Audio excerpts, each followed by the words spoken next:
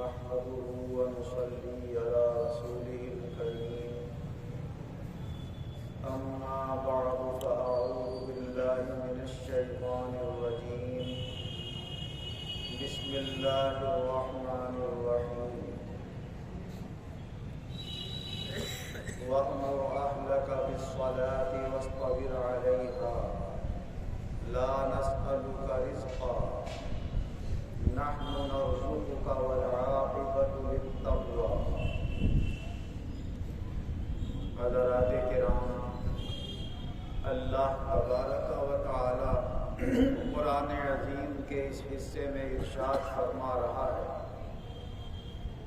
کہ اپنے گھر والوں کو نماز کا حکم دو اور خود بھی نماز پر مضبوطی سے قائم رہو۔ ہم تم سے رزق نہیں مانگتے، ہم تو تمہیں خود ہی رزق عطا فرماتے ہیں، اور اچھا انجام پرہیزگاری کی وجہ سے ہی حاصل ہوگا۔ اللہ تبارک و تعالی اس مبارک آیت میں اپنے بندوں کو دو باتوں کا خاص طور سے حکم دے رہا ہے۔ ایک تو یہ کہ اپنے گھر والوں کو بھی نماز کی طرف متوجہ کرتے رہیں، اپنی بیوی کو، اپنے بچوں کو، بہن بھائیوں کو، اپنے یار دوستوں کو، اور انہیں نماز کی اہمیت بتاتے رہیں۔ نماز کے وقت پر انہیں آواز دیتے ہوئے گھر سے نکل پڑے، بھائی نماز کا وقت ہو گیا، نماز ادا کر لو۔ تو اس طریقے سے اللہ تبارک و تعالیٰ کے اس فرمان پر عمل ہو جاتا ہے، وَأَمُرْ أَهْلَكَ بِالصَّلَاةِ، اپنے گھر والوں کو نماز کا حکم دیتے رہو، وَاسْتَبِرْ عَلَيْهَا، اور خود بھی اس پر مضبوطی سے ثابت قدمی سے قائم رہو۔ یعنی جب نماز تم پڑھنے لگو تو پھر لگاتار پڑھو، یہ نہیں کہ کبھی پڑھی اور کبھی چھوڑ دو۔ جیسے ہم اور آپ دیکھتے ہیں کہ جب رمضان المبارک کا مہینہ آتا ہے، مسجدوں میں نمازیوں کی تعداد بڑھ جاتی ہے، نمازوں کی پابندی بڑھ جاتی ہے، جماعتوں میں شرکت بڑھ جاتی ہے، اور جیسے ہی رمضان المبارک ختم ہوتا ہے، بلکہ جب تراویح میں قرآن عظیم مکمل ہو جاتا ہے تو جب سے ہی نمازیوں کی تعداد کم ہونے لگتی ہے، اور پھر جب رمضان المبارک کا مہینہ ختم ہو جاتا ہے تو پھر اور زیادہ تعداد کم ہو جاتی ہے، جس سے اندازہ یہ ہوتا ہے کہ نماز ہم پابندی سے نہیں پڑھ پا رہے ہیں۔ کچھ لوگ وہ ہیں کہ جو خاص موقعوں پر تو نمازیں پڑھ لیتے ہیں، نوافل کی بھی کثرت کر لیتے ہیں، جماعتوں میں بھی شریک ہو جاتے ہیں، لیکن ہمیشہ جماعت کی اہمیت کو سمجھ کر اپنے دنیاوی کاموں کو چھوڑ کر ہم مسجدوں میں آئیں اور نوافل اتنے پڑھیں کہ جو سال کے سال ایک وقت جو ہمارا نماز نفلی پڑھنے کا ہو وہ ہماری زندگی میں قائم اور باقی رہے۔ یہ نہیں کہ ایک رات میں تو ہم نے 100 رکعت نماز نفل پڑھ دی اور دوسری یا چوتھی رات آئی تو پتہ چلا کہ 2 رکعت بھی نماز ہم نفل نہیں پڑھ سکے اپنی روزانہ کی نمازوں کے علاوہ۔ حضرت عائشہ صدیقہ رضی اللہ عنہا سے روایت ہے کہ حضور صلی اللہ علیہ وسلم نے ارشاد فرمایا، اعمال میں سب سے زیادہ پسندیدہ عمل اللہ کے نزدیک وہ ہے جو لگاتار کیا جائے،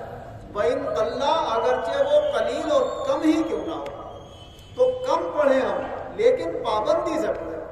5 وقت کی نمازیں تو ہمارے اوپر فرض ہیں، لیکن یہ جو ہم خاص رکعتوں میں، خاص راتوں میں کبھی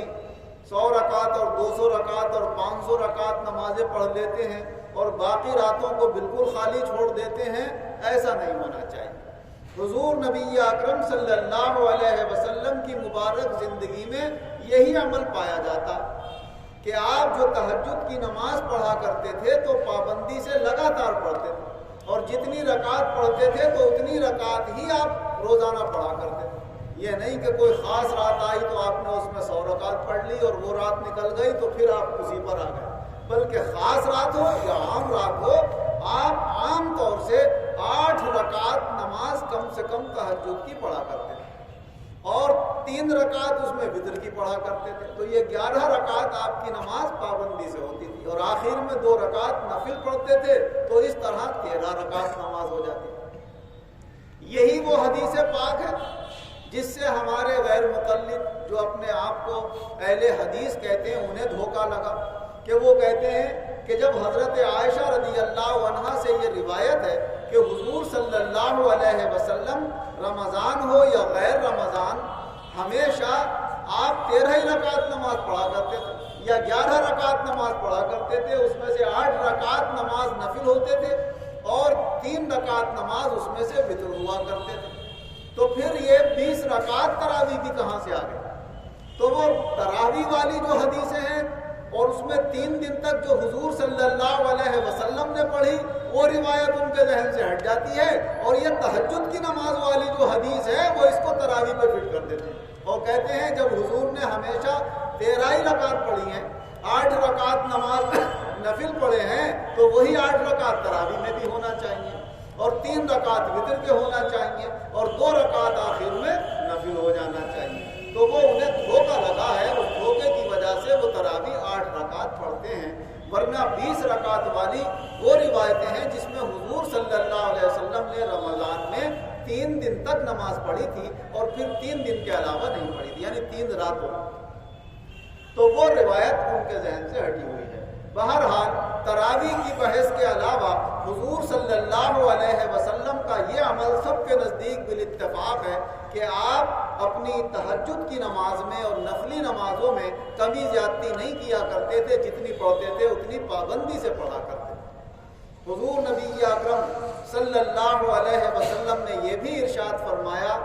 کہ جب تم اللہ کی عبادت کیا کرو تو اتنی کیا کرو کہ تمہارے جسم میں چستی باقی رہے اور چستی کے ساتھ ساتھ اللہ کی عبادت کرو اور جب تمہارے اندر تھکن ہونے لگے تو پہلے آرام کرو. تھکن اتر جائے پھر جسم میں چستی آ جائے تو اللہ کی عبادت کرو.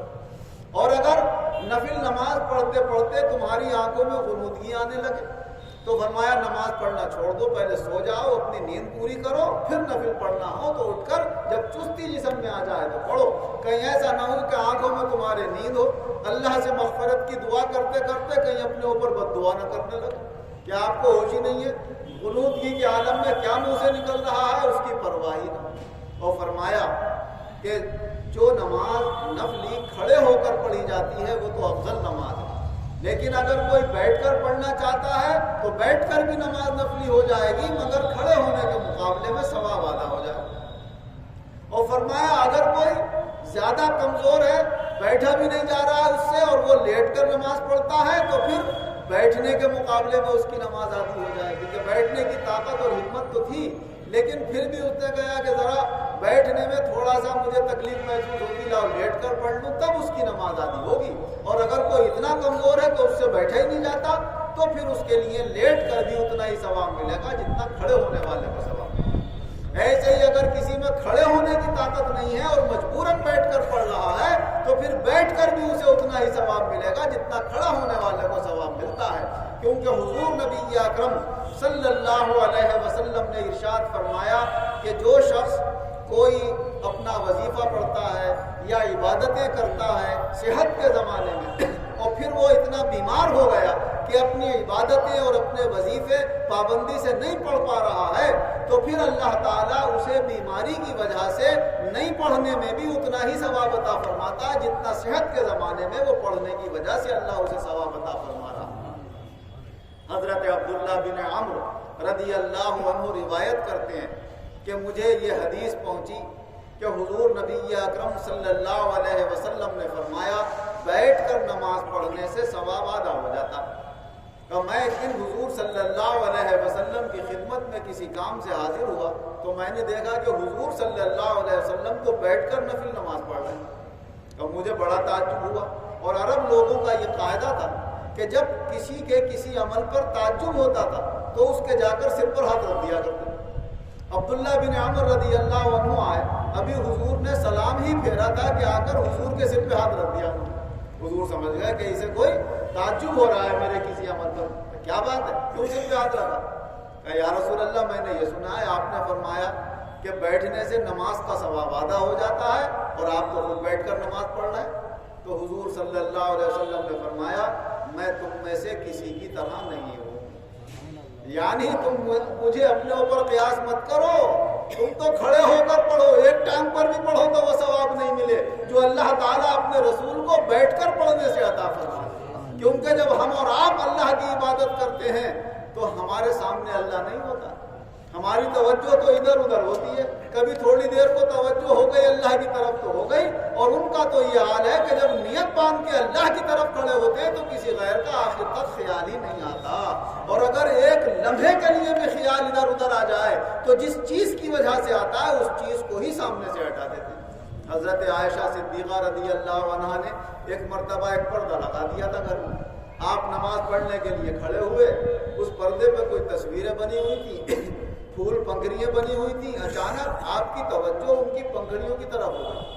نماز کا سلام پھیرا اور بڑے غصے سے پردے کو پھاڑ دیا اسے اور فرمایا یہ تصویریں ہٹاؤ ہمارے سامنے سے، ان نے ہماری نماز میں اللہ کی طرف سے توجہ ہٹا دی۔ تو آپ اپنی توجہ اللہ کی طرف سے نہیں ہٹایا کرتے تھے، اور جو عبادت توجہ اللہ کے ساتھ کی جاتی ہے اس کا بہت بڑا مرتبہ ہے اس کے مقابلے میں کہ توجہ اللہ سے ہٹی ہوئی ہو، کیونکہ عبادت نام ہی اللہ کی طرف متوجہ ہونے کا ہے، اور اگر بندہ اللہ کی طرف متوجہ نہ ہو سکا تو پھر اٹھنے بیٹھنے سے زیادہ ہماری وہ عبادت کچھ نہیں ہوتی ہے۔ جتنی دیر توجہ رہی اتنی دیر عبادت رہی، اور جتنی دیر توجہ ہٹی تو وہ عبادت کا ثواب کم ہوتا چلا جاتا ہے۔ اسی لیے حضور صلی اللہ علیہ وسلم نے فرمایا